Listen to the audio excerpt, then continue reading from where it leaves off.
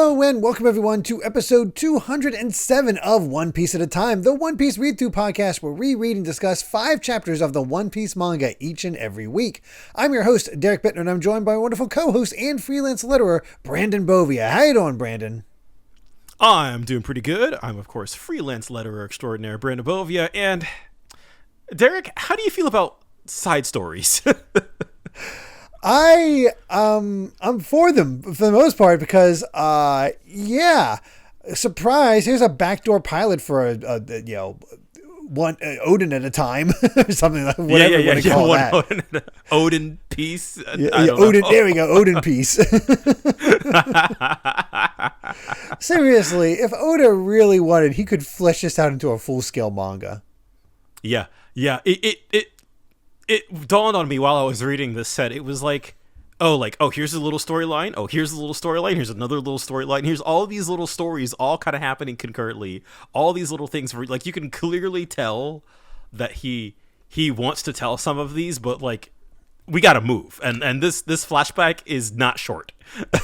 So it already feels like we have to cover so much ground in so little time relatively, but it's still on the long side for a One Piece flashback. So it's like the other incredible thing is that Oda has a timeline of characters' lives on hand, so he can have things match up at the way they are the way they should. For this should happen here, this should happen here. Like this year, this happens, that sort of thing. Because keeping track of all these different characters, where they're at in their lives, what they're doing, is nuts. Especially as Oden gets out into the sea. Yeah, this is one of those funny things where I realize that like One Piece doesn't have like a calendar system, right? Like everything is relative to the modern day, right? So it's 20 years ago, 22 years ago, 30 years ago, 36 years ago, 38 years ago, stuff like that. Of course, 800, 900 years ago, but there's no like year number. Yeah, which I think makes things somewhat complicated. a little bit. Man, it's like there's not any huge revelations, and we were talking about this before, but it is dense. So yeah. We should probably get to it because holy crap. Yeah, I'm excited though. It's all good stuff. It's all great stuff. Oh yeah. So yeah, chapter 961, the Mountain God Incident. And, I think Lola might be nearby because there's a lot of men down with kisses all over. Yes. We've got a serial kisser on the loose. I think the progression of this set, like, I was like, this is fun, but it hasn't really coalesced into anything too crazy other than just travel. This is where the Beige storyline, I think it's really starting to take off because it's just, let's play with your expectations. That's all this is. Yeah, let's get weird. Let's get silly with it. Yeah, totally.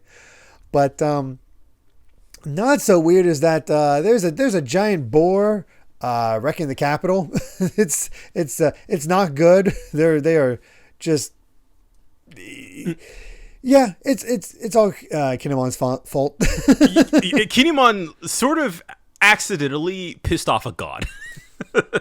Just a little that is bit. how we start this.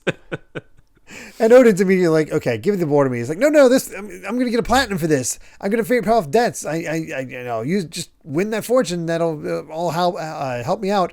And meanwhile, it's Denjiro, right? Yeah. Denjiro. Okay, I wasn't sure if it's Denjiro. I was like, that doesn't sound right. I think it's Denjiro. It's just like, oh my god, it's Oden. I don't care about any other adult, but Oden, he's cool. Yes. Which is just based on what we saw last week is just very the way that we introduced to this boy who was our kind of last of the samurai, and is like, you can already see that he just how much he idolizes Oden. Yeah, it's pretty great.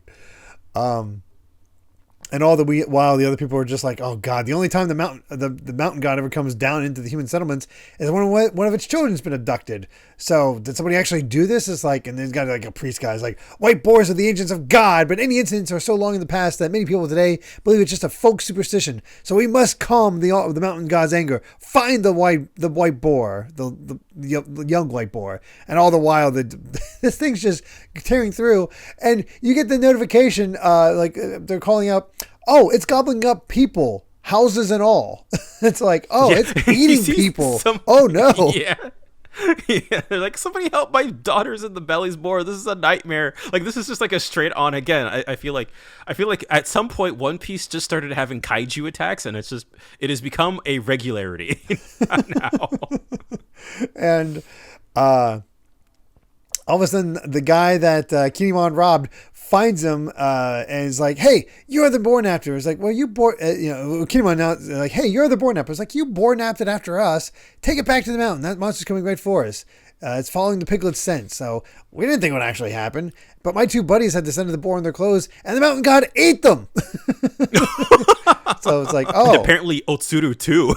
Yeah, that's the thing. Is like, he doesn't really care about that. But, oh, your friend Otsuru, we're going to steal it back from you, so we took her hostage, and as we're coming down, he got eaten, and that gets Kinemon, and like, yeah, I like seeing these origins. It's yeah, that like, I like this because again, when we saw Kinemon last chapter at the beginning of this flashback, it's like, oh, this guy's like, he's a complete 180. He's kind of a scumbag, down on his luck. Just always, he's trying to scam people. But here now seeing that Otsuru is in danger, and then now us as the reader knowing that they eventually get married after this incident is just it's enough for him to like, all right, Kinemon is locking in. Yeah, and it's just like he stole from you again. I'll pay the full value right now. It's like, get a job, Kin. If you keep getting chased around by Yakuza, you're gonna die one day. It's like, who's gonna miss a guy like me? And she hits him with a rock. So it's like, obviously she cares about him, and so he's just like shouting out, give Suru back, and he just stabs a boar straight in the nose and hangs on for dear life as it smashes him into buildings, and he's just getting all kinds of wrecked. It's like, honestly, a running theme of the set is wife guys. We do have a lot of wife guys in this set. That's not incorrect. But honestly, like way to go, Kinemon. Like, actually, stabbing the boar, it does some damage. He gets kind of knocked away, but like he jumped in, at the first sign of danger, I think is massive respect. Oh, totally. And it does seem to impress Oden as well. Is like, that guy's got guts. So it's like, there you go. That's how I can sort of see. Yeah, he's won his respect. Yeah, get the bonds forming a little bit there. But Kinemon gets tossed aside. He's not in great shape. And he's just like, well, if Suru dies because of me, then I'm going to die too. And that's when Oden calls out with holding the piglet, which is always funny when he's in framed from behind the back. Because he's not wearing pants, but he always comes across as he's really not wearing pants. Wearing pants, yes. But honestly, it's a sick shot, despite the fact that he's holding up a little pig, which is just snorking and squealing, but posing, with a sword over his shoulder like a boss with the mountain god in the background. Like it's rad. It's a really cool panel. And it's interesting too, because like as soon as they see Oden with the piglet, it's like, oh, he did this. It was all his fault. It's like, how could you do such awful things? Give me back my mother. I want my daughter back. And Kinemon's just like, no, this is my fault. In his head, he's too injured to actually call out anything. And I got a fun like smile here with the Oden 2 sword style. It's like, there he goes. There's Zoro. Oh yeah. Well, yeah, and those are the I think, based on the scabbard design, I think that's Inma and Ame no Habakiri. I think he's got them already. Probably already has them, yeah. So would not surprise me. Turn the page and he has this paradise waterfall. It cuts through all the teeth of the boar. Seems to be a good section of the boar as well. It's in rough shape, and yeah, it's down, and Yoro he just goes, let's go, boys. Down goes the boar. Take a look at the his swords in the spread while he's using his attack versus I didn't right even before. Notice that. Is he coating them with hockey? I think he is, because if you look at it before he cuts, they're regular blades, but then they're black blades as he's cutting through. So he's just naturally tapping into Ryuo. Yeah, it's sick. And of course, I just noticed that one little panel of Denjiro just starry-eyed, so tongue cool. sticking out. Like I still think it's so amazing cool. that we have not met Denjiro in the modern day. Yes, who is this random person who's just here? And then the crazy thing is, they said, like, here we get the narration. They said that the people in buildings swallowed whole by the beast made up a full-sized town on their own. The capital lost an entire quarter of its size, but there were miraculously no fatalities. They retrieved everybody from the belly. Thank God he ate them whole. Yes, exactly. Nobody got bit. And then God, there's that sweet little panel of Kinemon just giving Osuru a nice big hug, and then that was all the onlookers who were like, "Man, Oden sure looked cool. Like I should thank him, but I can't. It's his fault. He's the bad guy." I almost screamed because it was so awesome. all these people are trying to hold it in. And then Kinemon immediately steps out. Is like, "Hey, everyone, you got to listen to me. I'm going to tell you the truth of what happened here." And then he gets bonked in the head by Oden. He's like, "Don't do anything stupid." It's like, dude, don't you take claim for this. I'm used to being blamed. Whatever. It does not matter. And that's when he gets served the papers from his father about being disowned. He's like, "Well, sorry about this." Like, whatever. It's like, see, that just means the flower capital can't contain my greatness. So disown away. I shall cross through a new riverbank wherever the sun sets. That shall be my bed. Now I'm hungry. So I love this guy. He's awesome. Just a couple of chapters with Oden. It's like, man, he does not give a crap. Nothing bothers him. He really is just eternally unbothered. Well, maybe not eternally, but the things that do bother him are also played for laughs quite greatly. Yeah, but I like how he has he's a different flavor of samurai to Ryosuke from Monsters. Mm-hmm. It's just this boisterous kind that can absolutely back it up, but it's also a complete troublemaker. I think Oda loves his troublemakers. Oh yeah, he does. But it does leave an impression on Kinemon getting bonked in the head like that. It's like Tsuru's like, "Are you crying, Ken?" "No, I'm not crying." Turn the page to the next panel, crying profusely. He's like, listen to me, Tsuru. I would die for that man." How is that not crying? It's like, oh, we got a future Frankie. Yes, and that I feel like those words, right? Like now from Kinemon's point of view, you kind of understand how he feels relative to the modern day. And of course, Denjiro, he's like, "Agreed," and he's like, "Wait up, I was infatuated with him first." And he's like, "No, I'm infatuated more. I'll be his first follower." It's like, oh God. And all the men standing behind is like, "Man, must be nice to be as free as they are. Wish I could go too." And I love these little legends. They say that there was the one hesitant step of all the men who wish they could go with Oden caused the capital itself to tilt ever so slightly. And I love the just little slip. Yep. But we check in on Hakumai, is like, because that's where Oden heads to. Is like, Yasuie is eagerly waiting, and it's still so funny to see this, Yasuie without a permanent smile on his face. Right, like he's the most no nonsense tough customer as it is. Mm-hmm. Of course, he's pissed. He's like, who would wait around in hopes of seeing an idiot banished from the capital? Like, what do you want? And you're important enough to have followers now. And then that's when we see Denjiro just like, "Oh no, a puddle of water! It is safe, sirs." That was not Denjiro. Trying to find my pack. That's not Denjiro. That You're right. Is a fellow known as Kurozumi Orochi. Yes, this is our introduction it is. to Orochi, is somebody subservient to Yasuie, and oh boy, because again, you can already see where this is going, can't you? And I love Oden immediately being like, "Get rid of that one, uncle. He's a little creep." It's like, "Don't call me your uncle. That's just my new manservant." And you end the chapter with this Orochi being, "Yes, my lord, I'm honored to be in Lord Yasuie's service. I am but a humble manservant by the name of Orochi." So I was like, there it is. Got him, Oden, kill him. You had so many chances. Oh gosh. So yeah, it's mostly action. This chapter serves to show why Kinemon is so friggin' loyal to Oden. and really, and also I think gets Oden to flex a little bit and to show off how monstrously strong he is, which we'll see more of later. But oh yeah, we will. It's a good first action set piece.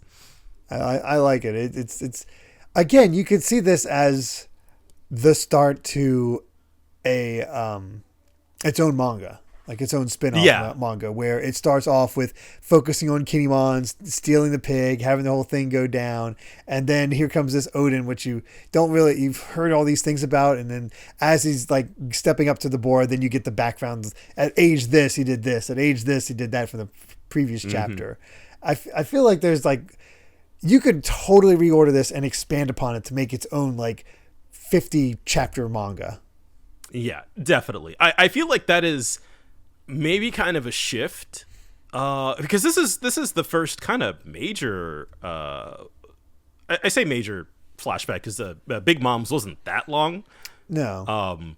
But like I feel like now we're kind of at this point in the story where like I can start to tell that like Oda has so many stories that he wants to tell in these kind of various time periods that they're like, all right, we're gonna do this, but like we have to kind of address, you know, this, that, and the other thing as well. So it's like crammed, jam packed in a good way. But I feel like scope wise, they do feel a lot bigger than how they used to be, if that makes sense. Yeah, honestly, I could see Oda after finishing One Piece and taking a well-deserved break, maybe wanting to come back and being like, I'm going to flesh out some of these side stories.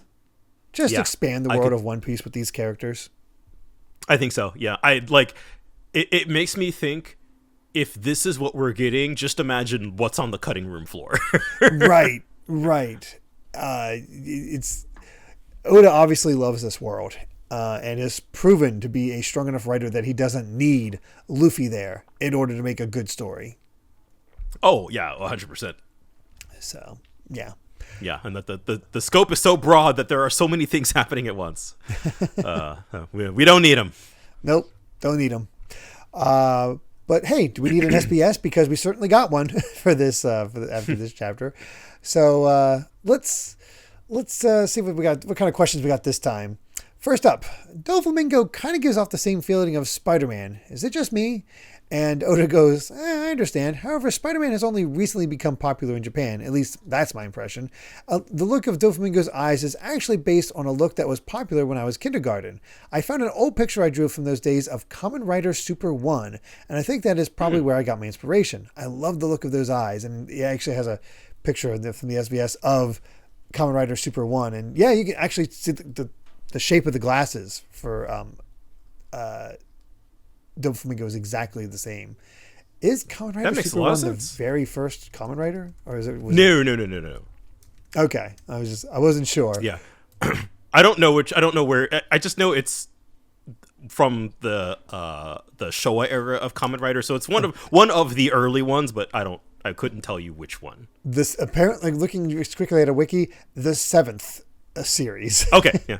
It was a 48 episode series and got one movie based all around this, and aired originally in 1980. So wow. Kamen Rider, it's an institution. It really is. I guess the first one's from like the early 70s, so I guess that makes sense. I guess it would have to be, yeah. Yeah, so I guess that you'd have that many entries by 1980 is nuts. Just imagine it had to have, like, the sheer amount that it had to blow up at that time, like, to just get that popular. Like, good God. Yeah, I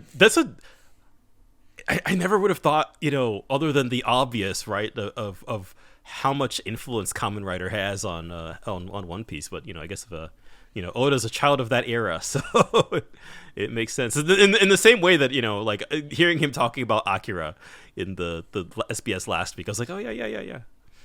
It's fun to see his inspirations. Next question. In the flashback in chapter 943, the people of Okabore town are eating smiles and saying, "What delicious apples." Is the deliciousness of these smiles different than that of the real devil fruits? And Oda says, it's been said before that the devil fruits taste disgusting. Somehow, smiles take on the flavor of normal fruits. However, it can also be said that it's because of this that the tragedy of Ebisu Town could occur. I didn't even think about that, but yeah, one person goes, "Oh, this thing's disgusting."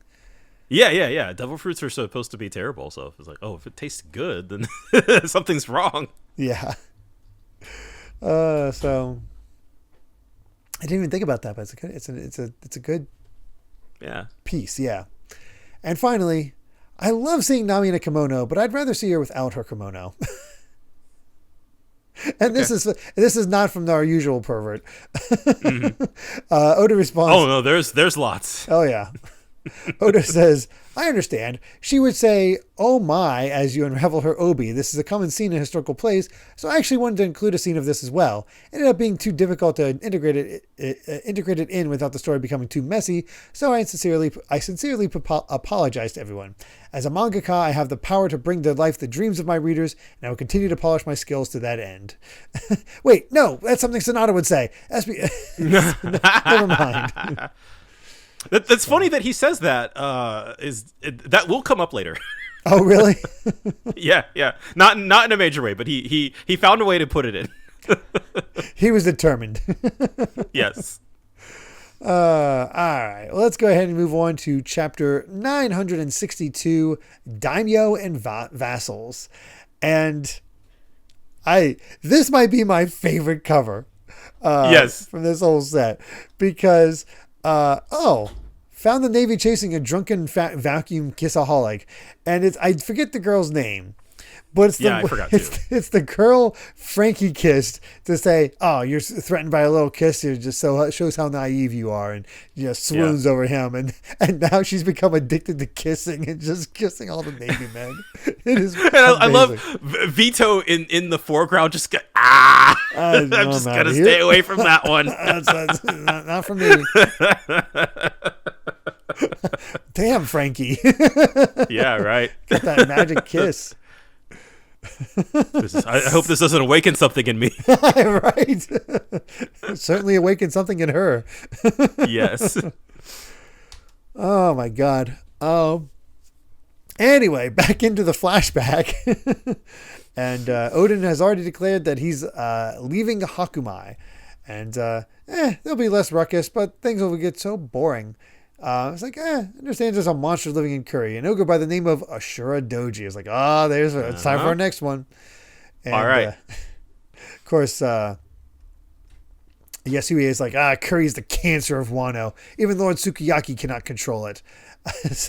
And we've heard about this story about how Oden got control of Curry. So we actually get to see how that comes about.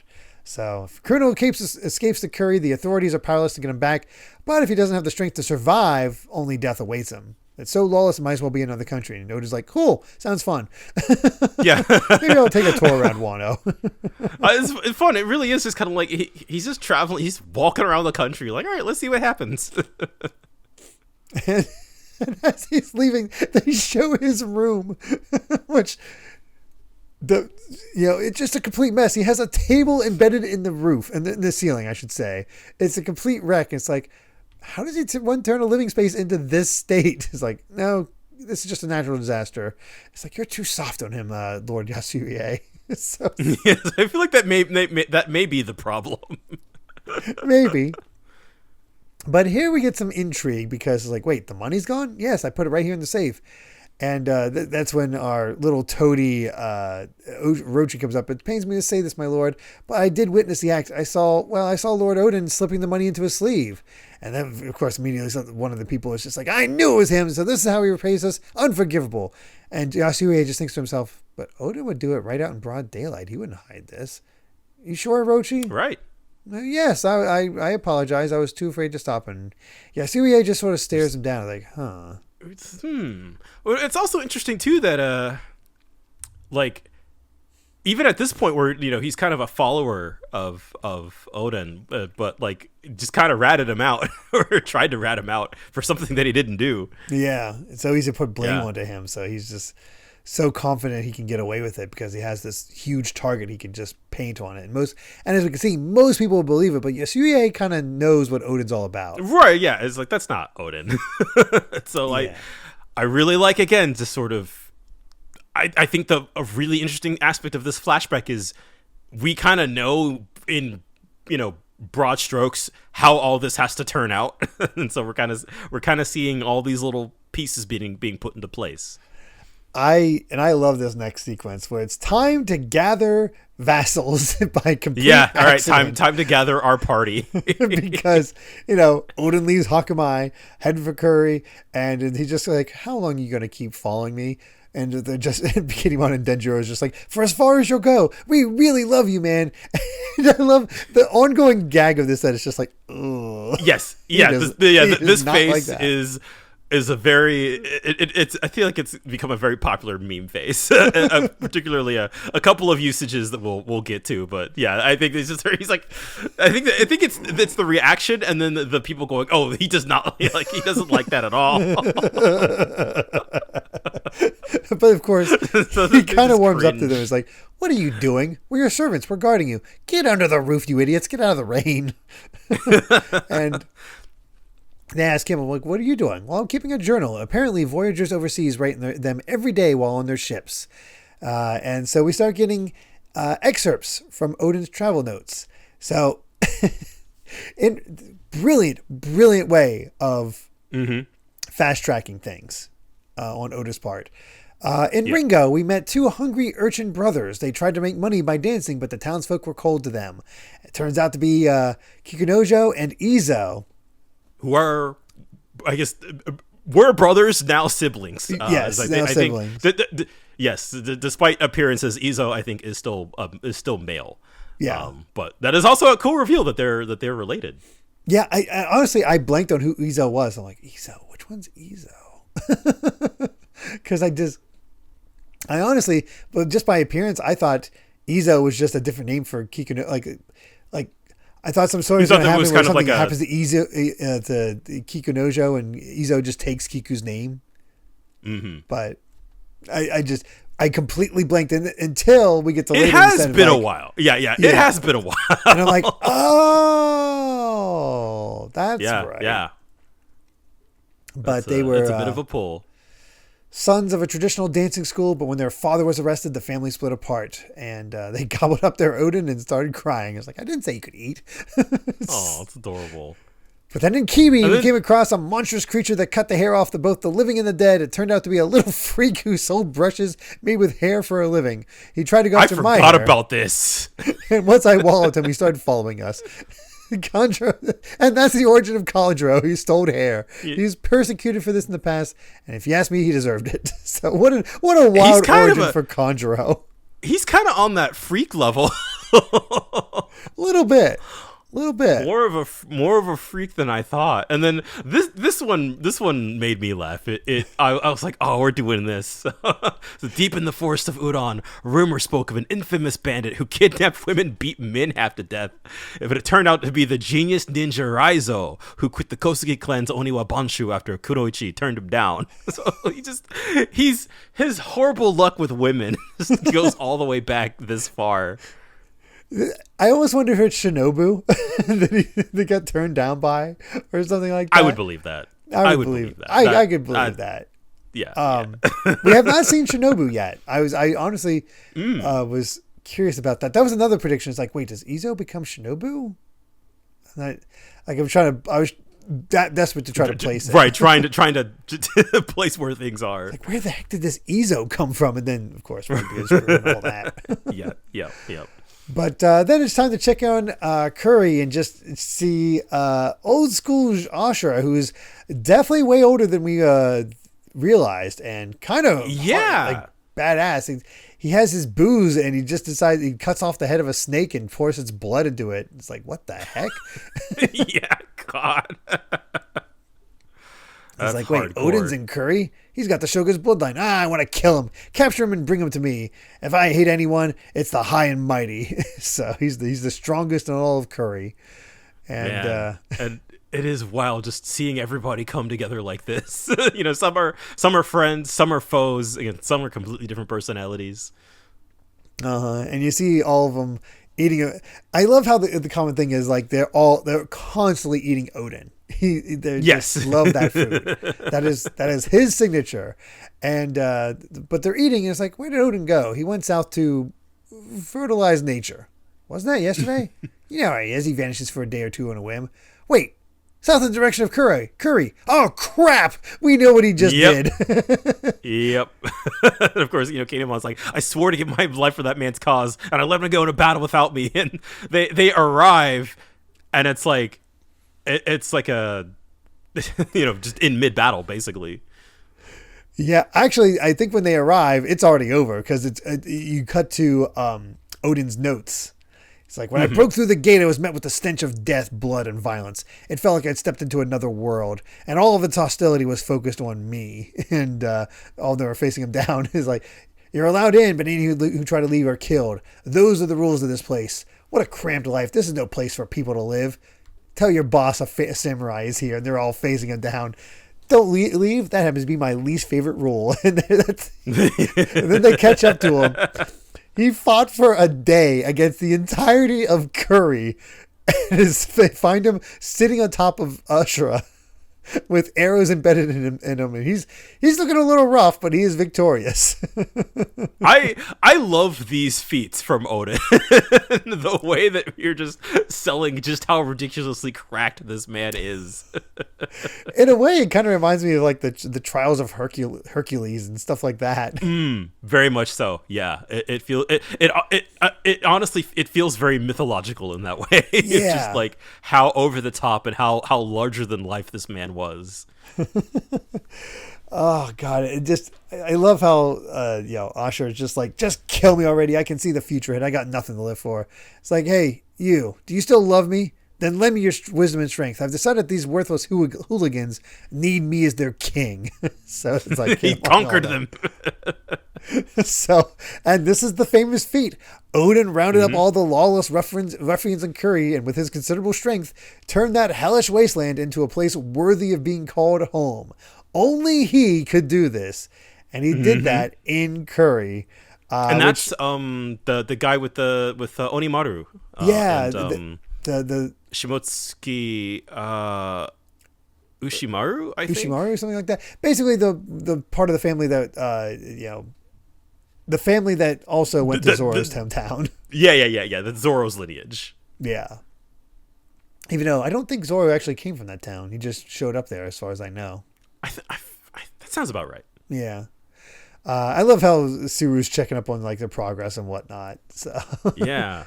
But yeah, in recognition of the remarkable feat, Shogun Kozuki Sukiyaki retracted his disownment of Oden and gave his son the title of Daimyo of Curry. And I love how all them posing really does come across as just a love this crew. Man.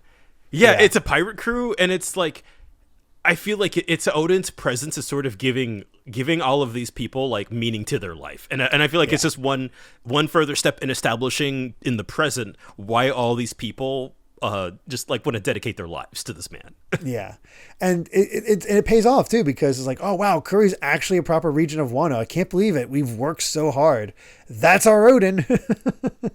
Yeah, like they it's like a rise, It's like that they're all. Again, I love the sense of progression. Yeah, and man, Ashura just looking at us like, what's the matter? It's just like, the first time I've ever known peace. Thank you. It's like, don't be a creep. Look, and the daimyo needs vassals, but I don't want to be assigned some stuffy, stuck-up noble. So I'd rather have you all. You should be my samurai, which gets all of them crying. And look at all of them just crying. Oh. They're all, of course, they got the whole castle's crying. Oh yeah, it's again. I think they've established just how swell of a guy Oden is, and it's just like it's like he's a scoundrel. Yeah, exactly. Scoundrel with a heart of gold, but extremely rough exterior. But yeah, 6 years after that, a full 33 years before the present day, the remnants of the legendary former Rocks pirates began to gather new comrades, steadily expanding their claims and infamy. And we can see that we see Whitebeard, we see Big Mom, we see Kaido straight in the middle. Yeah, and that's Shiki on the left. Oh yeah, that is Shiki on the left. which is just, again, I'm gonna laugh every time that is not the first time, or that is not the last time we will have to talk about that. But yes, Shiki was there. Apparently, the other pirates that were mentioned as part of the Rock's crew, did appear in the manga during Thriller Bark. Yes. Yes. I did know that, but I completely forgot. That there's some fun theories regarding that as well. I have to imagine the others like it just got into battles and they died. they lost. Yeah, they yeah, died. and they're just they all ended up in Thriller Bark somehow. Yeah, Moria's really good at getting corpses. So, one other thing we should there's not really a good opportunity to address this during this set. So since we're just putting in corrections there, I should also mention that everybody a very common thing mentioned from last episode is that Kobe is not a vice admiral. That is a mistranslation from this set, and it's fixed in the volume and fixed in later beds. He is still a captain. Okay, so that makes sense. That makes much more sense. So yeah, thank you for letting us know about that. But still, proud of him. Yeah, he's still doing good. He's still doing quite good, and impressive for them to send a captain against a warlord. Or perhaps foolish, maybe, but who's counting? They're low on men, it seems. Good luck, Kobe. I'm rooting for you. Yep. Who knows? I suspect Kobe wouldn't be affected by the love fruit, but who knows? Who knows? Yeah. He might have a thing against, not against women, but maybe not swayed by women after living with Alvita for how long? Just lock in. Just he can tank it. But we end off the chapter with a look at Curry Beach, where a young, I'm blanking on his name. Kawamatsu. Kawamatsu, that's it. I was like, what are these animals? Hairy humans? Monstrous creatures? They're unsettling. And we see that it's a passed out dog storm and cat viper. Very baby. Yes, very baby. And that's like, the rest of our Akazaya 9. Yeah, I'd kind of forgotten up to that point. I was like, oh yeah, we haven't met Kawamatsu yet. Like, where does he roll into all this? Yeah, it's crazy. So, oh man, it's fun. It feels like a mythology being. It does, yeah. Everybody's coming together. Yeah. So, not much else to say than that. So let's go ahead and move on to chapter 963, Becoming Samurai, where there's more problems in Dressrosa than just a drunken woman kissing everybody. Turns out there's the germ pirates attacking countries without a king, since, the revelry's happening right now. Yeah. I love that the only thing I really, other than the ridiculousness of the germ pirates, but the girl in the back, like, she looks like someone out of like, I don't know, like Gotcha Man or like Space Channel 5 even. Yeah. She has sort of a bug theme to her, which honestly is not a bad design. Yeah. I think it's Oda's love for 70s anime coming through again. Yeah, it really is. Oh gosh. All right. Well, let's get into the chapter itself, and time for some history. Again, it's so funny to see young Dog Storm and Cat Viper as they're looking in at all this. It's like long ago, hundreds of years in the past, we minks and the samurai of the Kozuki clan of Wano made an unbreakable pact. We swore to be brothers. If anything should happen to either side, the other will rush to their aid and fight. Though we do not know when this might happen, we shall be ready. And you get to see the two young boys like, Wano? A foreign country? I'd love to see that. Hey, where are all the islands? I heard there were a bunch. You bet there are more than 5 islands in the world. That many? And they're off sailing. Yeah, and they're clearly unprepared and just... Not only sailing, but sailing in the new world. So, yeah, of course they're getting tossed aside. It's like... And of course... The first thing when they wake up, they're getting burned at the stake, and Kawamatsu too. It's like, Wano's not a land of dreams, it's a nightmare. And it's like, Kawamatsu's like, I'm not with them, I'm a Kappa. So you're a monster. Damn it, we should have gone to sea. This is how you treat brothers. What is this? A monster dog, a monster cat, and a river imp. Is this beach under a curse? Let's burn them. Yeah. But then here comes Oden, who's captured a giant fish just by swimming in water. It's like, now I've got enough fish for my pot of udon. It's just this massive thing. And he sees these 3 crying children and the people laughing around them. And he just like, the hell? And he conks them all out. It's like, you should be ashamed. You only fear what's different out of ignorance. It's absolutely pathetic for you to torment little children. Also, I love that his underwear says beef tendon. It's so random. Also, a little vulgar, but hilarious. A little vulgar, yes. And then after beating that lesson into these random guys, he's just like, bye. Yeah, exactly. He's like, don't leave us here. You're fine. But of course he does take him back to Curry. And everybody's like, what's with the monsters? He's like, well, they follow me here. It's like, oh, thank you for saving us. Oh, we were already going to die from hunger and being shipwrecked, and then we were going to die from violence. And it's like, hey, this is too hot. I can't eat it. Like, again, eating the Oden. You eat the Oden, now you're part of my family type thing. Yes. But of course, cats and their sensitivities. Sensitive tongues. And it's like, Oden's just like, apparently they're called minks. My father told me about them years ago. I was like, oh yeah, we have that symbol in our land too. We're like brothers. You saved our lives. I'm so hungry. And it's just, Cat Viper's like, the problem is, it's still too hot for me to eat. And he tosses over tosses the whole table. It's like, don't do that. It's like, listen up, Cat. Oden is meant to boil. And Kawamatsu's just like, I think it's good. And what's with you? They're all so cute, man. I can't They're so adorable. So here's our background on Kawamatsu. The boat carrying my mother and me sank, and we washed up on this land. When we sought help, they threw rocks and called us fishmen. But mother was injured, and we couldn't get back home. When mother was dying, she told me that fishmen are oppressed all over the world, so I should claim that I'm a kappa. I am Kawamatsu the Kappa, and I've been living on scraps and leftovers. So yeah, Kawamatsu is a fish man. Yeah. Which, for whatever reason, I didn't predict. Didn't occur to me that he might be a fish man. It does. It's so obvious, but you don't really think about it. You're just like, oh yeah, he's just Kawamatsu, right? Like he's just a Kappa, like what or you might even think like he might be like a Zoan devil fruit or something, but yeah, something like that. But no, Fishman, and don't know exactly what kind of Fishman either. But yeah, we never saw the top of his head without his little hat. So I was waiting for the bowl head to be there. So obviously not going to be a thing. But yeah, he's been living off on scraps and leftovers. But first you saved my life, then you gave me this delicious food to eat. So thank you. I will never forget what you've done. And the Cat Viper's like, oh crap, I forgot to express my gratitude. I was wasting food. It's like, Dogstorm, actually, it's funny to see Dogstorm actually supportive of him. It's like, oh, it's mature. Yes, right. Yeah, these two used to, they do get along, but, to see them so just sort of like young and innocent, that they feel more like brothers as opposed to like rivals.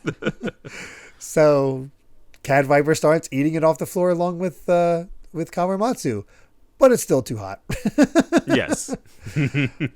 But of course, this gets Oden's attention. It's like, there must be many more, even stranger animals out there in the world. After meeting you, I'm looking forward to going out to sea even more than before. Be well, you 3. And they're like, okay. And they look like they're ready to take off. And they're like, no, we want to stay. Yes. All right. We got even more.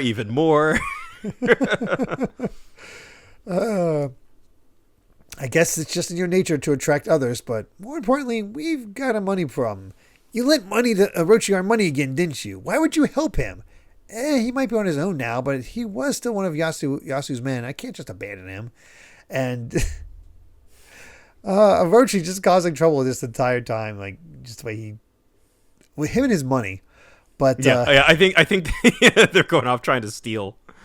Yeah, the entire group goes off to steal from Yasuye, which ties into the flashback we did see about them. Yeah, we saw this scene earlier too. Yeah, trying to steal the money and is like, oh, you're getting it for Oden? Okay, here's the money you tried to steal, plus this as well. Use it. Like, what's your trap? Is like, wait, do you love Oden? Well, yeah. Clean yourself up and, practice manners, buy books, learn things. If he has ruffians like you as vassals, Oden will only embarrass himself. And I love all the little things here, like these little scenes. Yeah, they're learning how to read, all dressed up. I love seeing Kiku start off with this one. Yes, doing all their reading. Denjiro doing teaching for them. It's so cute, you know. It's exactly the way that they try to talk all for thee I doth wish a most pleasantest day to write to thee, Lord Oden. I declare this tofu fritter to be simply exquisite. They're putting on airs, and it's like, you're creeping me out. Their heart's in the right place. Yep, and then they start training because, like, one day he will be Shogun of Wano. Those who serve and support him must be the greatest samurai in the land.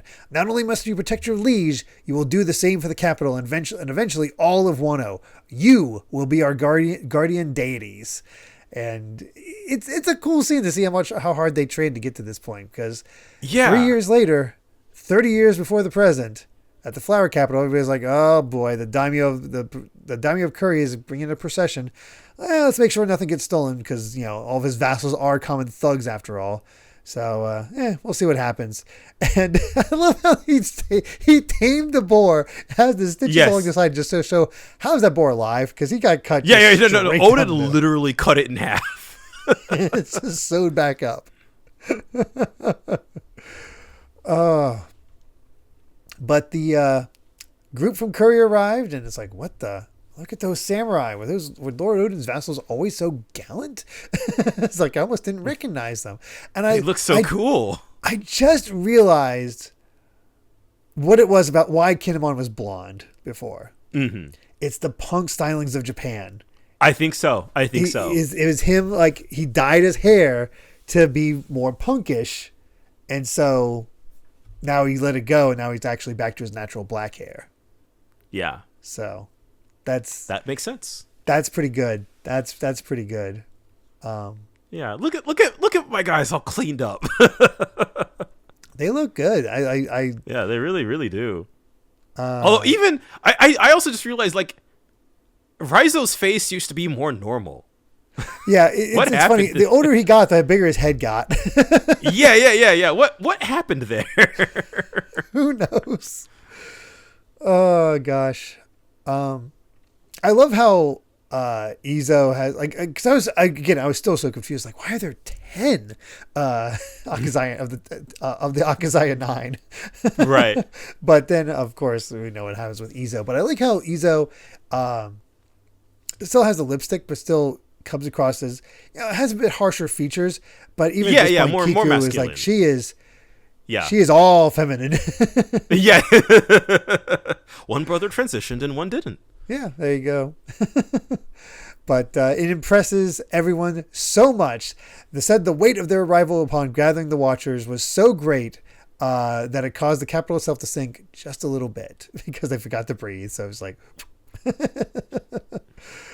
But we get a reunion between Oden and his father. It's like, you become a great man. We are all stunned at the turnaround. It's like, I've only been made great. I haven't changed a bit. And it's like, wait, Oden thanking others? What's going on? He's like, you have to be frightened. But he's heard that he visited the capital because his father was ill. But seeing Sukiyaki invigorated was a relief. However, this would be the last day they exchanged words. And sure enough, there's Orochi hanging out nearby. It is interesting. Like, it's worded in a very particular fashion. Yeah. Let's say you exchange word. Interesting. But later that year at the Tachi port, the Moby Dick did not do a great job going up the falls. Yeah. It's a bit capsized. Little capsized. It need a week to repair. The cargo is all ruined from taking water, so we're gonna need supplies. So let's, who's gonna go out there and take a look? Because it's just everyone wants to stretch their limbs, and it feels very obviously a bigger crew than Luffy's, but it does feel very Straw Hat. It's like, who wants to go explore? Right? Yeah, exactly. Honestly, man, there's so many people. One, I love seeing young Whitebeard. Two, yeah, no, his young design is the flowing locks, dude. He's beautiful. It's great. He looks like a pirate. Yeah, he does. I love how Marco comes across as the Shanks of this crew. Yes, yeah, very much so. I think that parallel there feels about right. Especially because he's still being called a deckhand. Yeah. I guess I hadn't really thought that, but yeah, I guess he is sort of younger than a lot of the other folks. I honestly, because it's been so long since Marineford, I recognize like barely any of these folks other than I think that's Jozu in the back there behind. Yes, you can see Jozu Marco, just behind. Yeah, I don't think I could name any of these other characters. I think the guy with the twin swords and the chest exposed is that I don't know his name, but he was like, is that Vista? That might be Vista. He was like the really fancy guy heck? fighting. So yeah, you might be. Yeah, okay, I could see that. Yeah. Huh. The others I have no clue. Yeah, he looked different enough. I didn't clock it at first, but yeah. So I love the callbacks, but of course, Oden went to the coast. Why did you stop him? Was, well, to hear a pirate ship is at Itachi port. Different from usual. This one's big. Looks mighty, they say. It's like, that's not good. I assume he went to drive him off, but let's hope that's what he's doing. And that's when Whitebeard's like, wait, stand back, all of you. Something's coming. Something dangerous. And you just hear something coming from the background. That must be the pirate ship. Well done. You made it past the foul weather and raging falls. I've been awaiting you. And he draws the sword. This isn't good, says Whitebeard. And there's just this giant clash between the two of them. And it really does show how just massive Whitebeard is.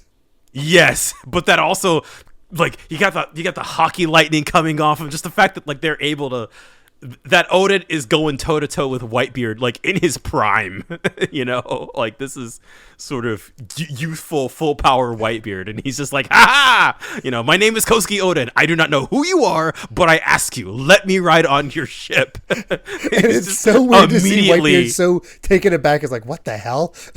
Yeah, exactly. Oh man. Yeah, it's funny. It's just like Oden, we really saw sort of like his rise through the ranks of, you know, becoming a daimyo, you know, becoming, all of his vassals becoming great samurai. And then it's like the immediate somebody washes up on shore. He's like, all right, time to go. Yeah, there's a chance. At the first chance. His this dream's is my not chance. dead. He wants it. Yep. He wants it. We gotta go. Oh God. Let's go ahead and jump over to chapter 964, Oden's Adventure. I always love it when the chapter titles are somebody's adventure. Yeah, that's usually pretty fun. And yeah, we get not much. I love how there's so much kissing themed stuff happening in Dressrosa to throw you off the scent of Lola. Because it turns out these germ pirates are going to shoot kiss cooties, which causes everybody to just start terrorizing everybody, kissing each other. Like, what the heck is happening? One Piece is such a bizarre manga. What can I say? Everybody's caught up. The battle's over between Oden and Whitebeard. He's like, I want to go out to sea and have an adventure. Of course you can. Take me with you. What? You just try to kill our captain. You're not. Everybody's against it. Well, and I love that they're having the scene. They're all eating ramen. They're all. It's like, all right, have some of our local food. Yeah, it's a big bowl. So I honestly thought that was just more Oden. It could be. Sure it's not Oden? I think it's Oden. Just a massive pot. But he's like, you're not the type of person who serves someone else. It's like, ugh. And I know what happens when you get people like you that together in a group. Had plenty of bad experiences with my last crew, which is a great reference. Yes. So he's like, get your own ship. It's like, I tried dozens of times. I have no skill for sailing. I need your help. And Kinemon's just like, hey, Whitebeard, there's a strict law in the land of Wano against leaving the country. And Whitebeard's like, good. I see eye to eye with the rest of you. I'm not taking it. Bump. Yeah, it's kind of sad that he's getting double teamed. He's like, hey, stay out of this. You know, like, the laws of this nation do not apply to me. I just want adventure. I want to see the world. And then this conversation between Darkstorm, Cat Viper, and Marco is so interesting too, because we had their misconception last chapter where they're like, 5 islands, and Marco's like, that's nonsense. You can start counting the islands and not finish until you're at least past 10 or 20 million. It's like, you didn't know that? The world is a huge place, and it is just like, it's just kind of breaking their minds. And I feel like there's so much about like the rest of the chapters in this set that are just like your world just being kind of like opened up. Like your preconceptions are just shattered. Yeah. And a subtle thing I did not notice the first time around when I read this, it's showing the bond between Marco and the Minx. Oh, you're right. You're Cat Viper went to Marco for help. Yeah, that makes sense. That's really good. Yes, God, there's a lot going on in these chapters. They get to hang out with him for 2 weeks because, and all of a sudden Oden's like, where are you going? It's like, can a man go to the privy by himself? I am the daimyo. Go ahead, sir. And this is Izo. Mm-hmm. It's like, I feel bad for Oden, but we're shipping out in the middle of the night. He would have been a good addition just in terms of muscle. And Whitebeard's just like, let's say I did like the guy. This would totally be like a kidnapping royalty, only causing trouble down the line. So, we'll have to treasure chest as thanks, right? So, for all the food and lumber they gave us. So let's just head out. And all of a sudden this iron chain wraps around the mast. It's like, wait, what's that? It's like, Oden's just clinging on. It's like, I knew you would try this, Whitebeard. And Izo's falling after him. So he's like, I knew you would try this, Oden. You're not going anywhere. So just the two of them clinging on as they get dragged behind the Moby Dick. It's so funny. Like this is just how badly he wants to leave. He's just like, let's travel together. Show me the world. Wow. Izo's trying to drag him back. Like, come back, my lord. You are the shogun in waiting.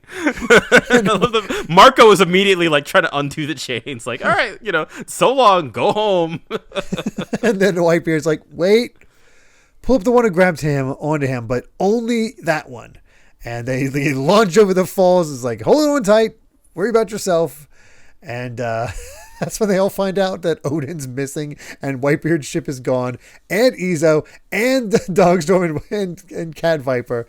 They're like, okay, don't assume the worst poor yet. Kiku she's like on the verge of tears. Yeah, she's so upset.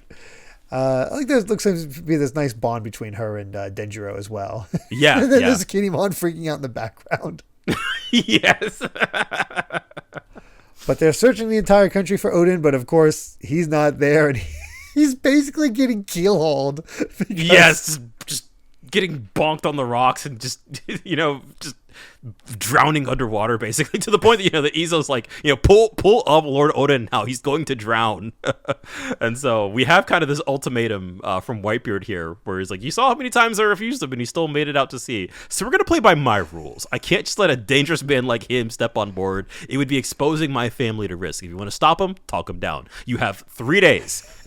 He says, like, if you can cling onto that chain for 3 days, I'll let you come on board the ship. The Oden just, like, I heard you. So it's like, you said it. All right. You got to keep your promise. Like, I don't break my word. Again, the ridiculous feats and it showing him bouncing along the waves, sleeping while holding on, getting attacked by fish as giant fish as they're holding on, going through the winter bits, him getting all bashed up in his face. Like, this is the most damage we've ever seen Oden take. And I love how Whitebeard's crew gets like weirdly invested. Like, you can see them all like watching. Like, one guy's like kind of like biting on his fingernails. He's just like, is he gonna make it? Is he still there? He's like, he is. I can barely believe it. Between the collisions in the water, he's completely misshapen. It's like, just 1 more hour, you got this. Oden is like, why are you rooting for him? Because if he passes the test, he's one of us, right? All right, you can do it, Oden. You can do it. Come on. They're all cheering him on. And Izo's just like, for putting my master through this torment, I will see that you pay, Whitebeard, which is really funny. Yeah, considering that he joins his crew. But on another island, there's a woman getting chased away, and like, we're going to take you on a ship to Wano like you wanted. Come over here. We don't want to hurt you. It's like, no, I suppose you don't, because that's a slaver ship, and we finally get to meet Amatsuki Toki. She's like, will my price drop if I'm damaged in any way? You're clearly wicked men by the looks of you. Who would get tricked by the likes of you? I would. Stupid, stupid, stupid me. So. Which, hey, shout out, the kanji on the guy's shirt literally says, like, selling on it. Oh, so shabby. So he's just like, just exactly what it says on the tin. And then the guy's like, what are you going to do? There's nowhere to run. Give up. It's like, no, I do have a means of escape. So she's like, well, I'm trapped. Time to jump into the future again. And that's when all of a sudden it gets interrupted by a massively swelled Oden. I think he's a sea monster in Umibozu. I heard a woman calling for help. Just, are you safe? did you come save me? It's just, and they're just, but meanwhile, Whitebeard's crew's like, wait, Oden disappeared. It's like, damn it, he only had a couple minutes to go. I guess he couldn't take it anymore. This is your fault for being so cruel, Pops. He had less than an hour left. You could have just given it to him. He was doing really good. And then a day passes, they're and just kind of chiding him a little bit. It's a family, all right. But I do love that Oden possesses the Luffy healing ability. Yes. One proper day of rest will get you back in business. Yeah, more or less. And honestly, just like Luffy, the way he just kind of laughs it off, he's like, that's too bad I couldn't get on a Whitebeard's ship, but I figured I could see all sorts of places if I was there, but all's well that ends well. He's like, I'm standing on foreign soil for the first time. Yeah, so it's just great. He's like, my adventure has begun. he's in high spirits. He's ready to go. I mean, he's on a different island. That's all he wanted. So exactly. It's technically new. And just to see the interaction between him and Toki is like, I would seem that you nursed me to health, woman. Thank you. It's like, no, you're the one who saved me, but did you say you came from Wano? Yeah, that's right. I'm finally out of that country, and you're dressed the same old way. I must admit, this is the disappointment. And she's like, oh, it's been my deepest desire to go to Wano ever since my childhood. Would you please take me there? Ugh. He's got that same cringe face. You do not seem to like that idea. And this is great. All of a sudden, some guy show up. Was like, "Where'd the monster from yesterday go? That woman, there's the woman, Captain Karma. Get her." It's like, you got a bodyguard. Well, then I'll sell both of you. And you see Captain Karma of the Cephaloctopus Pirates, a fishman pirate. So, okay, all right, sure. It's like, and Oden's like, "Ooh, 6 arms. Never saw that in Wano." But then, Karma's taken out pretty easily. Whitebeard rolls up and just bonks him on the back of the head. He's like, get on this ship, Oden. What? But I let go of the chain. You gave up because you heard a woman shriek. I didn't take you for the soft type. We're going on a grand adventure beyond anything you can imagine, little brother. And look at that grin from Whitebeard. He's just like, come with me. I'll show you the world.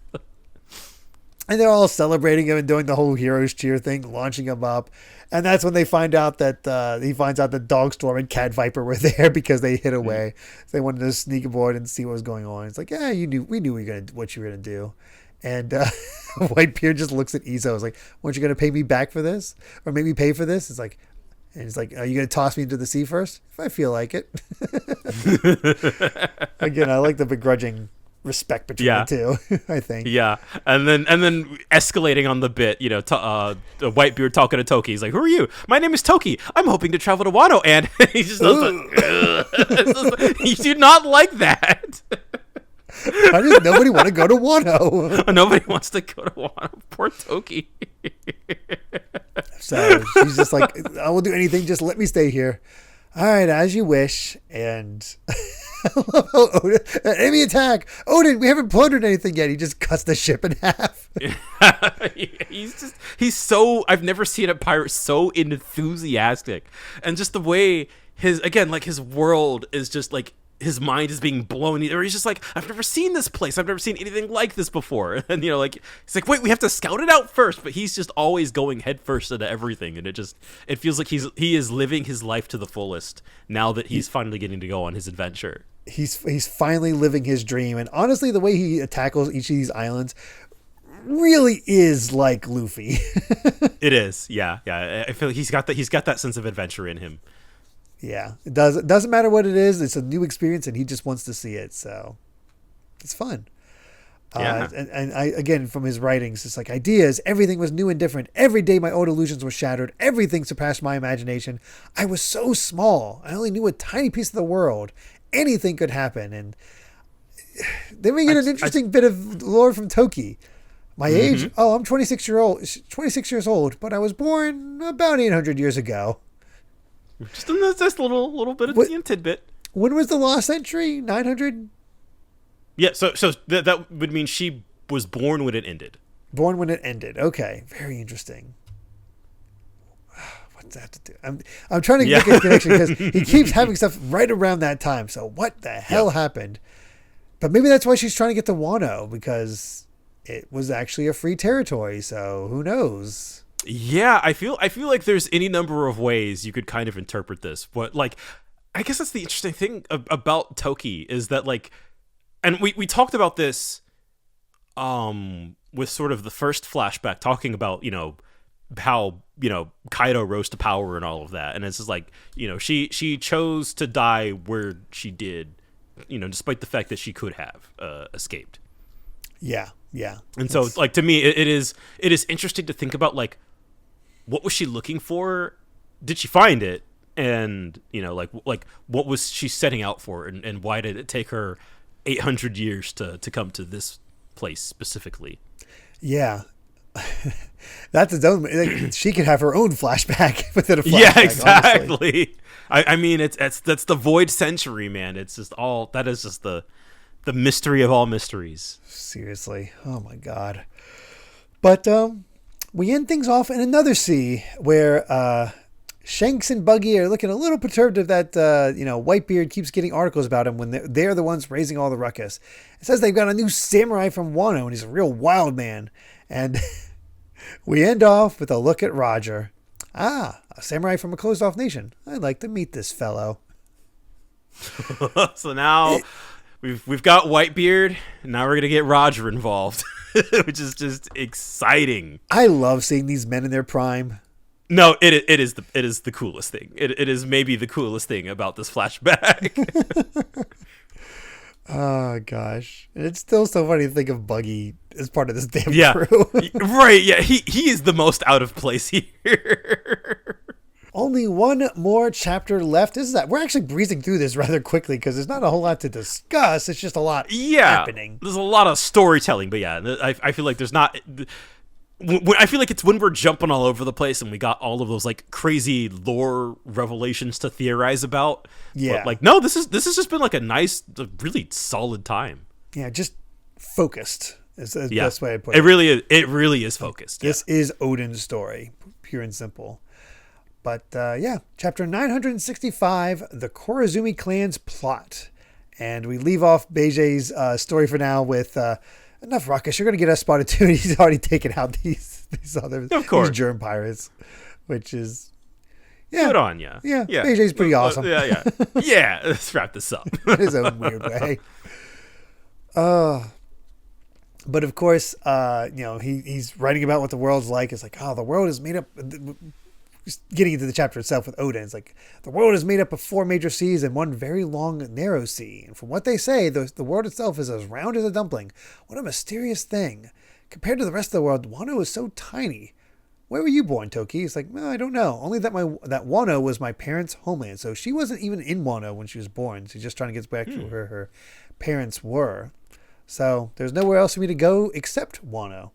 It's like, I doubt this ship will be going to Wano for some time. You are unlucky. He's like, nah, it's fine. Just being around you makes me feel like I've already reached my destinations. I love how Marco's looking at us like, why do you say, well, Oden's saying, why do you say that? He's like, why indeed? And Marco's like blushing. It's like, oh my gosh. And all the men are just like, oh, that's so cute. Oh, I just realized it's Jozu and, the two-sword guy that we talked about. Vista. They're the ones like getting all lovey-dovey about it. It's like, that's so cute. Yeah. Yeah, and of course, a cat viper just completely, no sensibility whatsoever. Is just like, hey, where's Lord Oda? Keep your nose out of this. Don't ruin the moment. Yeah, it's like, let it happen. But Oden also writes that Whitebeard has his own natural enemy, and it's like, it's the Navy, get out of here. That's Whitebeard's ship. It's like, why don't we fight them? And Whitebeard's like, they're an entire organization. If we fight, more of them will just keep coming. Which also really puts that one line is like, he didn't really bother with the Navy, but he took him head on when it comes to rescuing Ace. Yes. Yeah. He understands. I feel like if they're just trying to get from point A to point B, it's just kind of like, just don't bother. I don't care. But yeah, when it comes to his family, it's like, all right, that's when you've gone too far. And then I love this exchange between Oden and Whitebeard, where Oden is like, "This is an organization that controls the world, you say. They must be full of mighty men." And then Whitebeard just says, "You can use this voyage to decide for yourself. Your country is still free for now." He says with a grin on his face. So it really is just like, I love that, like, you know, Whitebeard is like, "You guys are still free, but like that." You know, freed from the world government, of course, but like from Oden, it's like he is just now gaining his freedom from a place that has, you know, been kind of trapping him for so long. So this sort of interplay between freedom, I think, is really interesting. It really is. And then 28 years ago, the second year of Oden's travel, so he was gone for quite a while, which is something else. And, oh, hey, the baby is born. I love Oden trying to come up with a name for him. Egg, kombu, fish cake, chicken meatball. Stop trying to name him after Oden ingredients. It's just great. Fantastic. His name must tell the world that he is invincible. My son, your name is Kozuki Momonosuke. So Momonosuke was born at sea. On Whitebeard's ship, which is just crazy to think about. And as Izo notes, it's like, you have a wanted poster, Oden. You are a criminal in the lands abroad. You ought to think of returning to Wano for the sake of Lady Toki and Lord Momonosuke. Haven't found my answer. And then Toki's like, we'll be fine. And as Cat Viper points out, it's like, even the newspaper doesn't mention Wano at all. So I hope Ken and the gang are all well. There's no information to leak out of the country, so it's just like on Zoe.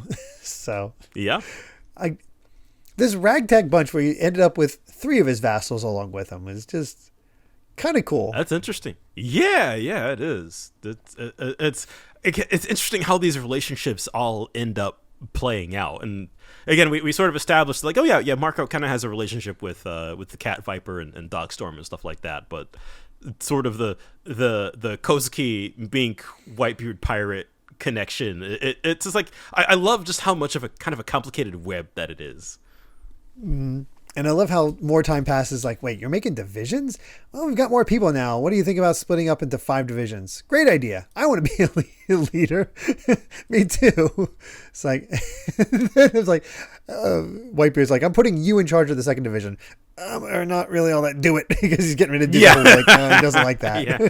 That's funny that Oden was basically, he was in Ace's spot. That's true. He was in Ace's spot before this all went down. So that's fascinating. That's so good. And he's right. Sometimes more people showed up on the ship, just as we found ourselves there originally. So, you know, we're not fishers for pirates. It's like, I got nowhere else to go. What's your name? Teach. Another orphan. So we get to see the origin of in motion. Teach. Yeah. What happened? Makes me even more curious about Blackbeard's origins when he got picked up by Whitebeard at such a young age. You think his influence would have been enough, but he has ambitions. Yeah. No comment. Obviously. Yeah. We'll get there. Also funny that he actually has all his teeth, so his teeth got worse being on Whitebeard's ship. Yeah, that is also true. Yeah, he's intact for now. But it's also like, yeah, man, Teach is, I could imagine his childhood not great. I feel like just that one panel, you know, and again, he is an orphan, and he's just, you know, like his clothes are all patched up, he's all kind of battered and bruised, like wherever he came from, not great.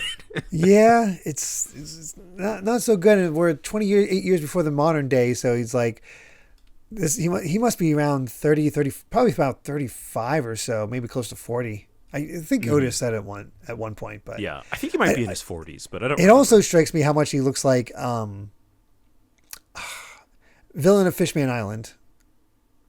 Oh, Hody. Hody. He kind of looks like Hody. He kind of does actually. Yeah. I see it. So, yeah. But despite this being 2 years into the journey, Doesn't matter. He still has more to see. He simply don't know how to end the adventure once it's begun because he just wants to go out there and see everything. This man is addicted to adventure. He's just, oh, what's this new thing? Oh, what's that new thing? Oh gosh, but we take a little break from Oden's adventures to check in on Wano as a grave situation has the daimyos of the country gathering in the flower capital because Sukiyaki is in critical condition. And Sukiyaki has declared that he wants the next shogun to be Oden, which is impressive considering he's been gone for 2 years. Right? It's just like, all right, okay, I guess it's you. Yep. But with Oden's absence, if anything should happen to me, I will need a proxy to rule until he returns. So I choose the man whom Oden doted upon like a younger brother, Kurozumi Orochi. And Yasuye is like, wait, what is he doing here? Oden treated him like a brother? Yeah, I love that Yasuye, he kind of, God, and I feel like that's really kind of further contextualizes Yasuye's kind of final actions where like, kind of at the end of it, he saw through all of it, right? He did. So we're seeing these moments where he kind of has this suspicions of like, something's not quite right here. And I think those sort of like his final little like basically like giant FU to Orochi. Like he's just kind of like, I never liked you. You're not him, little bro. Yep, not at all. Also, I love how what we find out later in this chapter gives context to like, how does Sukiyaki think that Orochi and Oden were like brothers? And and then you find out later, it's like, oh, yeah, it's a nice little kind of twist because it really should have been Yasuye. You would think so, yes, yeah. But Orochi shows up and being like, after being given the opportunity to repair the Kurozumi clan's dishonor, I owe a lifetime debt to the lords Sukiyaki and Oden. For the sake of atoning for my grandfather's crimes, I humbly pledge to use my ability, meager as it is, to prepare for the throne for Oden's ascension. I shall be a puppet who sits inert upon that seat, waiting only for Oden's return. I beg you all for assistance until then. And Yasuye is like, you're a Kurozumi? Why did you hide it? It's like, oh, I'm sorry. I'm so sorry.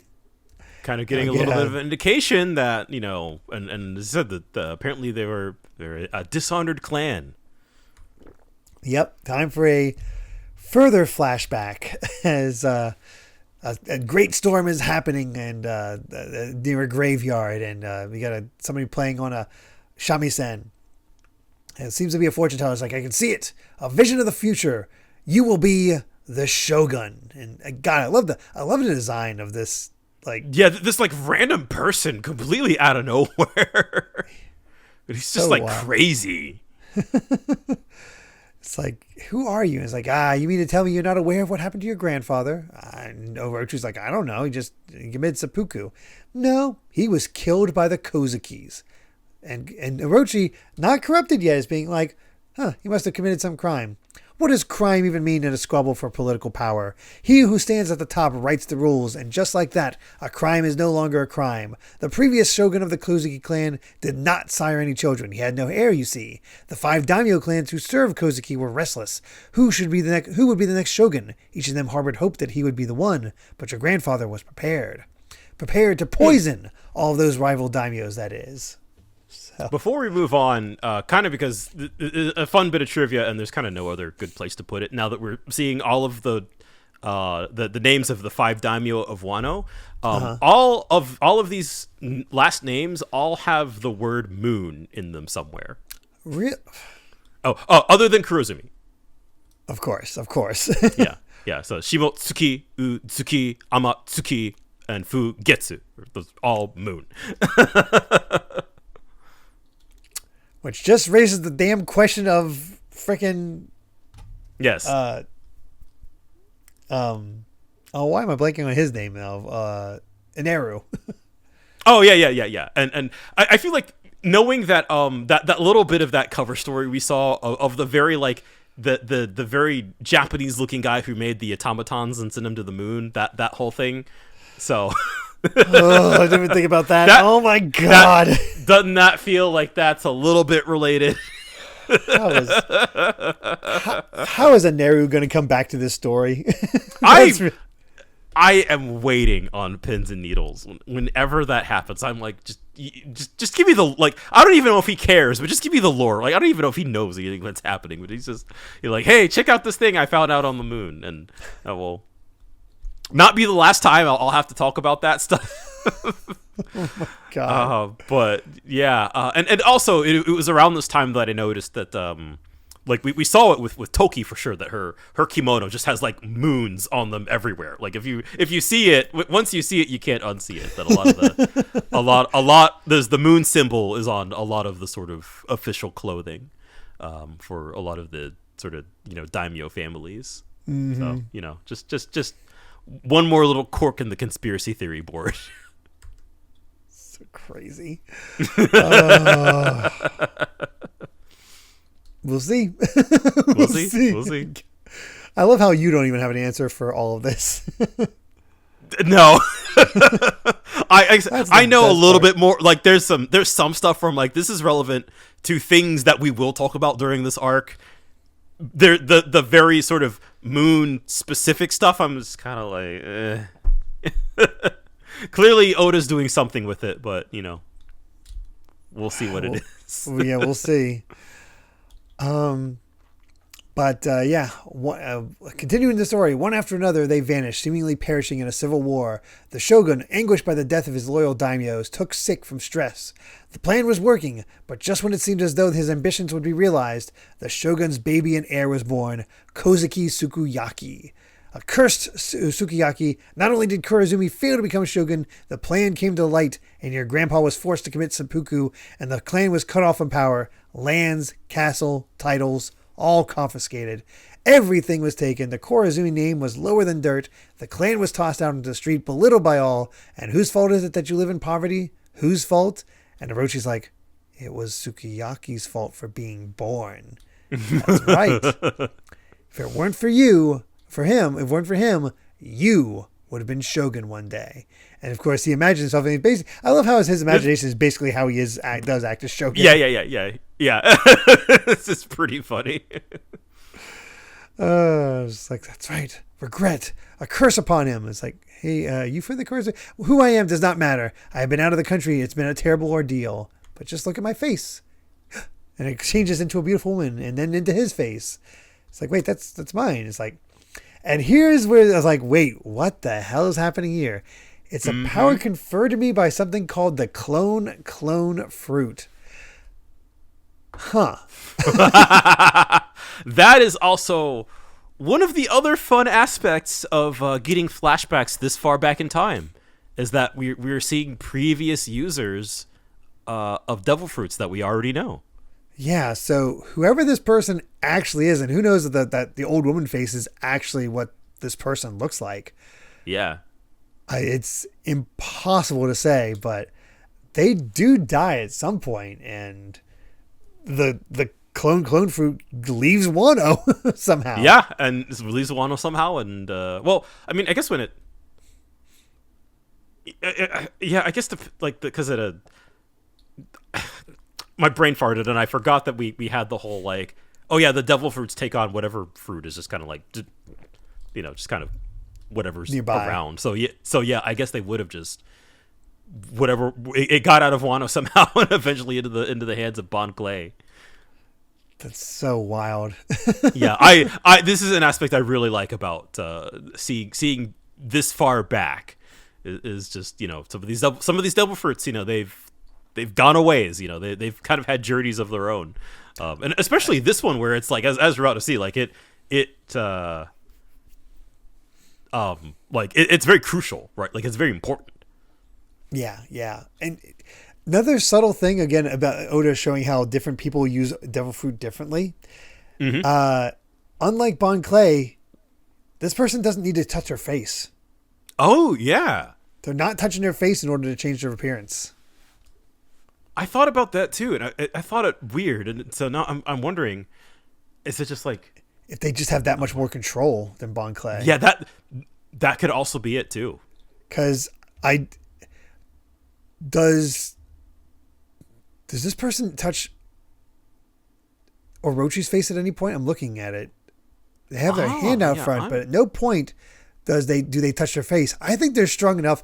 Whoever this is strong enough that they're able to use the clone fruit without having to touch that person. Because I think it also explains, well, let's be honest, Sukiyaki and Oden. How would they have touched them otherwise? Or known about them? That is true. Maybe it's awakened.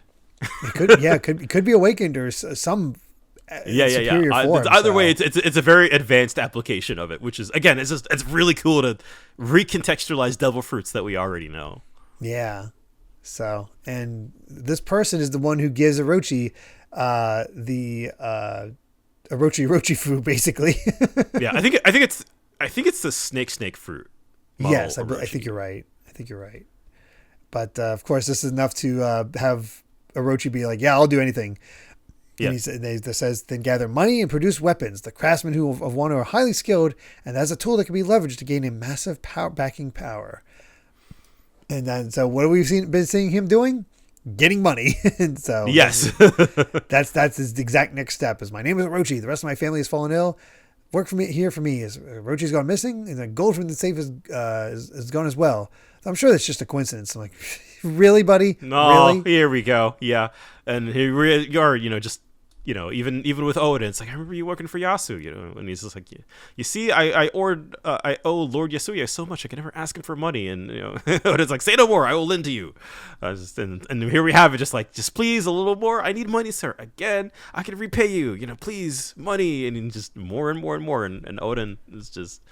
Every single time. Yeah, Denjiro's like, please stop. And he's like, but he says he'll pay me back. Right. And we saw that it got to the point where they had money issues because you're lending so much friggin' money to Orochi. Yeah. And then how does Orochi start working at the castle? He comes looking like Oden as far, and introduces him. It's like, he's, I employed to hire this man for the castle. He's hardworking. He can mix medicine. He's like a brother to me. So long. And apparently the old woman face is what I guess that's the default. Like. Yeah. I guess the old woman is the default. It's crazy. Like this whole plan got started by some just kind of wicked witch of the West. I wonder if it's like his grandmother or something like that. I could believe that. I was about to say, I kind of like that it's a mystery. And I say that because I don't know if it's ever explained. I don't remember if it's ever explained. I kind of hope it's not. I kind of like that this whole thing is... Because I feel like at the end of the day, it's all about, Orochi's ambitions, right? So it's she's just, the powder keg. Yeah. What led him down this path? Mm-hmm. And, he's basically thinking, I've clawed my way up this far. And how did he get the thing? The one that's suggested to be Shogun in waiting, because the person took over Sukiyaki. Position and pretended to be sick. And then I guess they killed him. Yeah, and that's why. That's why I was talking about that conversation earlier, where it was like Oden. He came back and thought, I heard rumors that my father was sick, and then he's like, oh no, he's doing great. And so this is why. I didn't even think about that, but yeah, I didn't realize they've been taking it they've been doing it for that long. Holy crap! Yeah. Wow. Yeah, the plan is in motion. It is interesting that this is all happening in the background while Oden is kind of he's out living it up, living his best life. But sort of the political maneuvering and the machinations, kind of. At the core of this takeover. I think it is deeply fascinating stuff to me. And there's still so much for him to experience because Oden has to come back, actually rule as Shogun. Mm-hmm. And then somehow Orochi has to make contact with Kaido. Right. Yeah, we're seeing all this and, there's no hide nor hair of Kaido at this point. I could see another 5 chapters of this being... like I said, I think all of Act 3 is the flashback. We're not done yet. We got a lot left. There's so much left to cover. But we go back to Oden, and it's been 4 years since he left, and they're all curious, what the fish are all in uproar, a portent of some natural calamity. It came from that island. So is there a monster living there? Go check it out, Marco. And by this point, Marco has gotten the phoenix fruit. So yeah. Cool. He's like, I'll save the surprise. And we find out that by this point, Hiyori has been born. Yeah, so, which makes sense. I love how 2 years apart. Yeah, I'm going to have my family on Whitebeard's ship. Whatever. Yeah, why not? Yeah, they're all family. Why isn't this done more often? I guess that makes sense why it's not done more often. But you think of Yasopp, he's like he could have brought Usopp along at this point, right? It's just you didn't have to abandon your whole family, man. Bring your family with you. Although I guess it is quite dangerous. But Oden is strong enough, and Whitebeard's crew is strong enough that I guess it's maybe not a problem. You kind of get away with it. Yeah.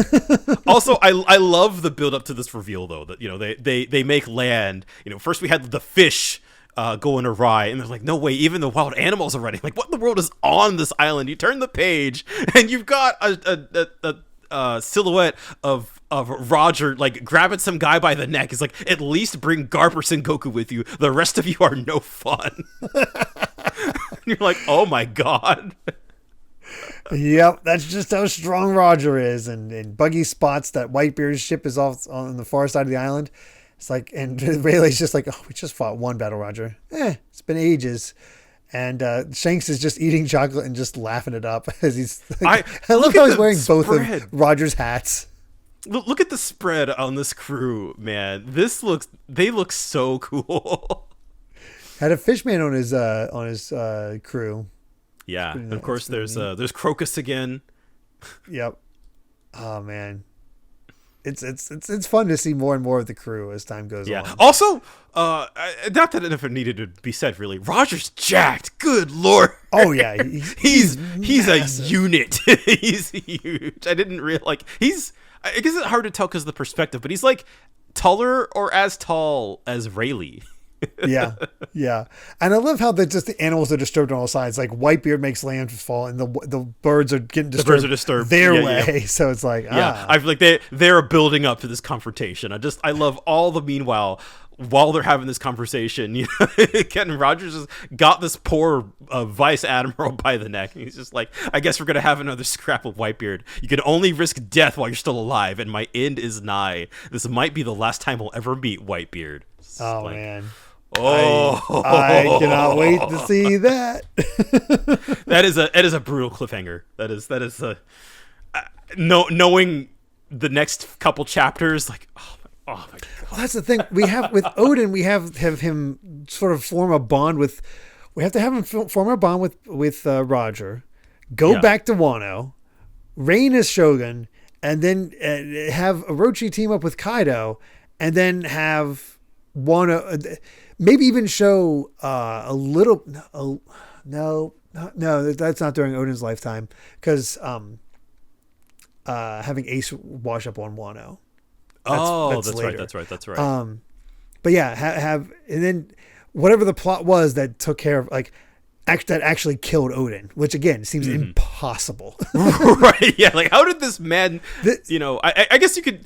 I can at least understand, Kaido is also, is a monster in his own right, but True. Pretty much any other force at this point, you're like, how would anything other than Kaido kill Oden? He is just cracked. It really is going to have to come down to that. It's Kaido that kills him, which honestly would be a really big boost to Kaido's threat level. Well, and we already know the scar that Kaido has is the swords. What is it? Enma was the only sword that actually cut through Kaido's flesh. Oh gosh. Yeah. I predict at least 10 more chapters. I don't know the exact number, but we have less than half. Maybe we might be less than halfway done with this. Yeah. This flashback is meaty. Boy, it is. We've only seen 6 chapters so far, so yeah. We might be half or a little less than halfway, which I feel like I haven't ran the numbers. This might be the longest flashback in the series up to this point. It wouldn't surprise me, but it's an interesting blend of stuff we know and don't know. Like the extra context really does add a lot. It does. You just care about Oden, and it's exciting to see all these characters in their prime, as we said. Yeah. It's so, again, we saw Whitebeard at the end of his life, which was certainly one thing. It was certainly, like compelling and emotionally investing in its own right. And then just seeing, again, that initial clash with him and Oden was just kind of like, oh, we, these guys mean business. And I for one, I can't wait to see how Roger kind of fits into that kind of whole puzzle as well. Is also just like, man, I feel like the build up that they've been putting in here, just like the animals are freaking out. Also, I kind of love how Roger and Rayleigh kind of come across as, Luffy and Zoro, because look at the way Rayleigh's dressed. He's got the sash thing. Yeah, like, got the sash and everything. He's just Zoro. It Oh, really is, and it really is just, kind of just from that one interaction, right? Like the way that he's just like kind of the brains of the operation. Like, we just had a battle, like, are you sure you want to go into the next one? And Roger's just ready for more action. So good. The parallels are just as interesting as the differences, I think. As we'll continue to find out, I think. Oh, I just realized that. This is before Roger found found the final island, because Oden was there with him for the final island. So, my God. God. Roger is not king of the pirates yet. Crucially, he is not king of the pirates. he's just some guy. He's just a really infamous pirate at this point. Yeah, exactly. So that again, and that I feel like we're just seeing so much of just like legends in their prime. Seeing Roger at this point in his life, and also just the way that, like, he looks so much like Ace in so many of these panels. Oh yeah, he does. It's great. It's so good, man. We do have another SBS though. Okay, wow, it's like an in between volume type thing. So we get the next volume.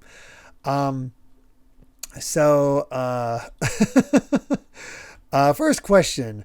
Luffy gives nicknames to all sorts of people. However, why does he do so with his crewmates? And Oda goes, I see. Well, Luffy's the type of person who basically doesn't really care about remembering someone's name, so he'll give people a nickname based on his impression of them whether they like it or not. But with that said, when someone becomes his crewmate, he finally remembers their name. He knows their names, so he calls them by their names. That's really all there is to it. Which, yeah, that makes sense. That makes sense. I did really like how, because Robin did that when she first joined. She didn't call anybody by their name until, after Water 7, basically. Yeah.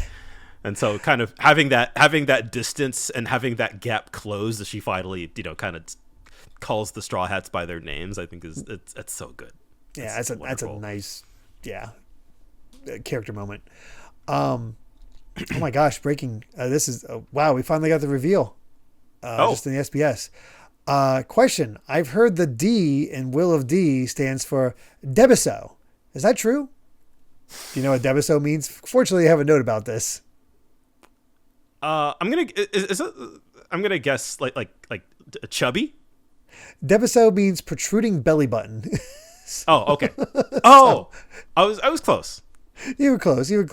And Oda goes, indeed, it really is true. So that's the Will of D, is protruding belly buttons. So does that mean, because that was the salute for the beret guys in Skypiea, where they were all like belly button. Oh yeah. So do they all have the Will of D? Maybe. Does Will of D come from the moon?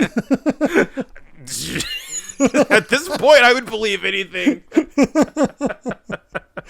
The final question is, did you know that February 22nd is National Oden Day in Japan? It sort of came to me on the spot. Ooh. But how about making that Kozuki Oden's birthday? And Oda goes, hey, you to choose a character's birthday so nonchalantly like that is perfectly okay.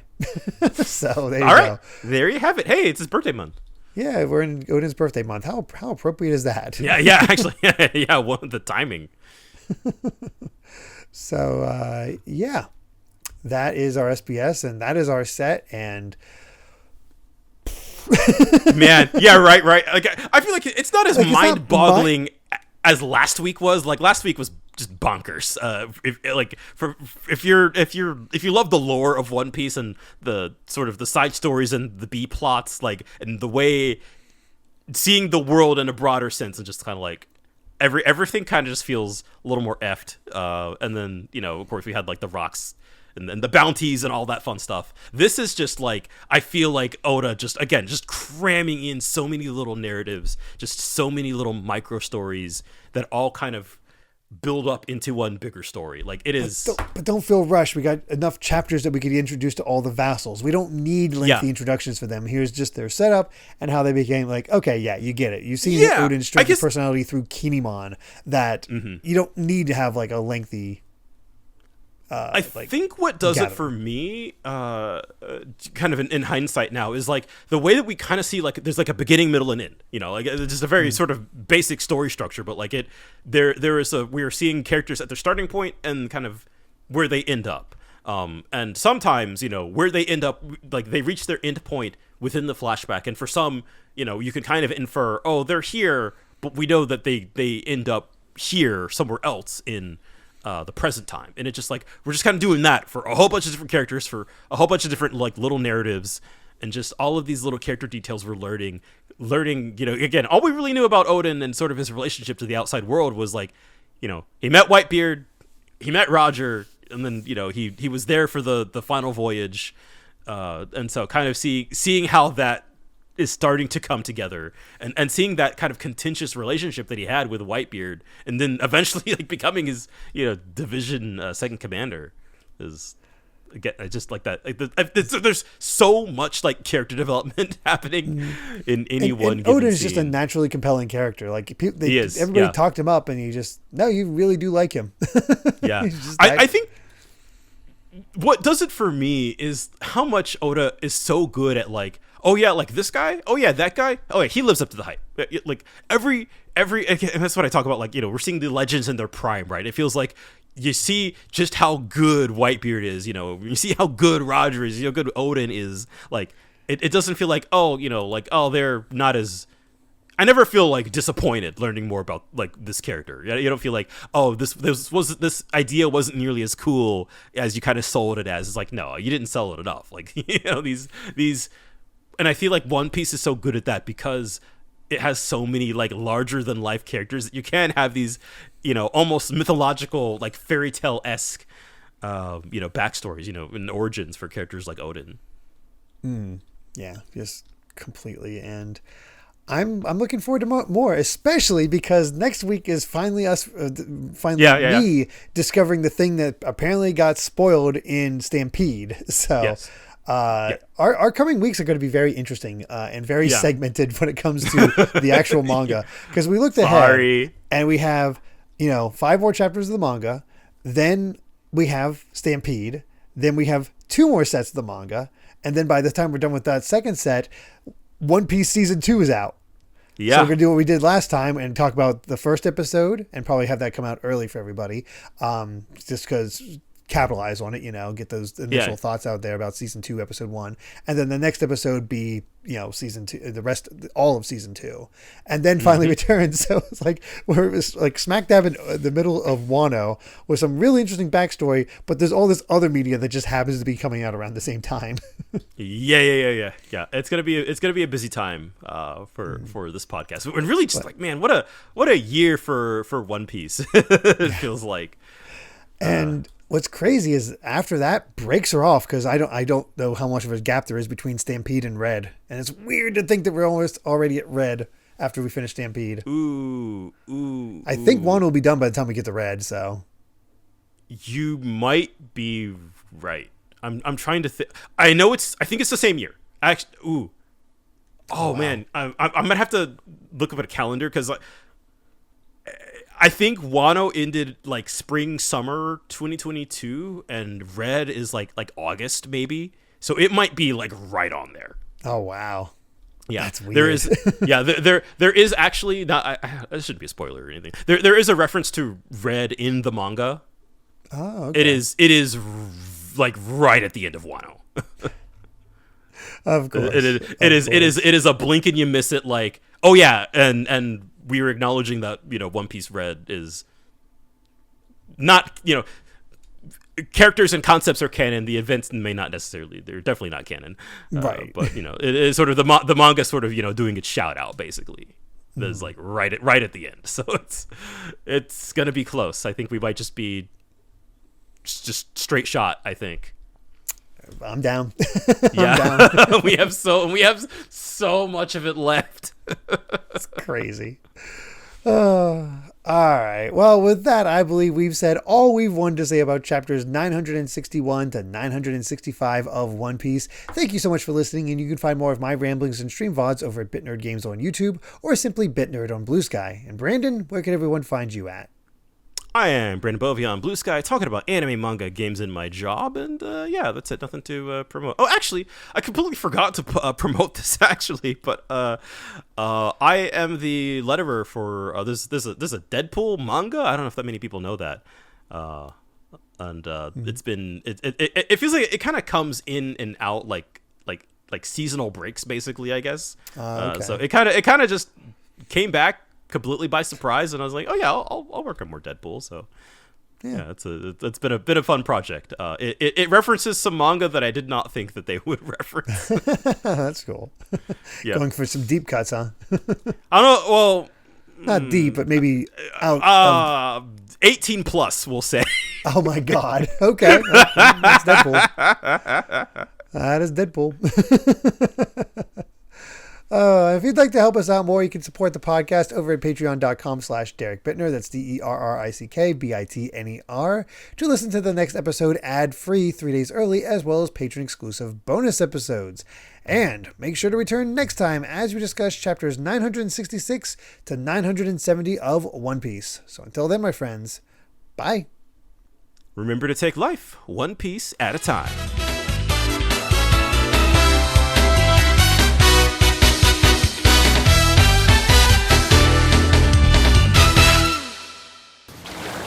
Listen up, Oden. 3 days. You hang on to that chain for 3 days. Then I'll let you come aboard. Do you swear it? All your life? Yeah, you have my word.